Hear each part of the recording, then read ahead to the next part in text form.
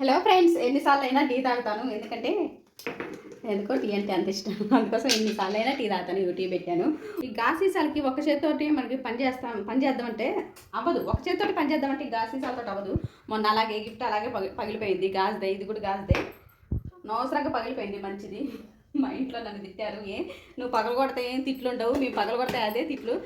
ఈరోజు ఏంటంటే నేను టీలో ఏం చేసా, బెల్లం లేదు అంటే బెల్లం నిండుకుంది, లిక్విడ్ నిండుకుంది. తీసుకొచ్చారు ఇందాకే సరుకులు. నేను ఏం చేశానంటే చెరుకు ఉంటుంది కదా, చెరుకుని కొంచెం కొట్టేసి టీలో వేసాను. ఇదిగోండి, చెరుకుని కొట్టి టీలో వేసాను. ఆల్రెడీ ఒకసారి తాగేసాను, బాగానే ఉంది. స్వీట్ సరిపోయిందో లేదో అనుకున్నానులే, కానీ చెరుకు ముక్కలతో కూడా టీ చేసుకోవచ్చండి. చెరుకుని కొట్టేసి మీ టీలో వేయండి, సరిపోయింది స్వీటు. నేను అలాగే చేశాను ఈరోజు, బాగుంది. ఇందాకే తీసుకొచ్చారు బెల్లం. ఇది చూడండి, చెక్క బెల్లం అయితే మనకి టీ ఇరిగిపోదు.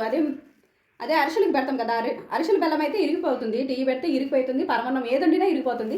చెక్క బెల్లానికి అయితేనే పనిచేసింది. చెక్క బెల్లం టీ చేసుకోండి, ఇరగకుండా ఉంటుంది. ఏమో నేనైతే చెక్క బెల్లమే వాడతాను. అది ముద్ద బెల్లం అవి అయితే వాడు విరిగిపోతూ ఉంటుంది, మా టీ అయిపోతుంది. ఈరోజు టీ ఏంటంటే చెరుకు ముక్కలతోటి టీ ఈరోజు. ఎందుకంటే బెల్లం అయిపోయిందని చెప్పేసి చెరుకు ముక్కలు. ఏంటి చేతిలో ఉంది కదా అనుకోవచ్చు, ఇందాకే తీసుకొచ్చారు.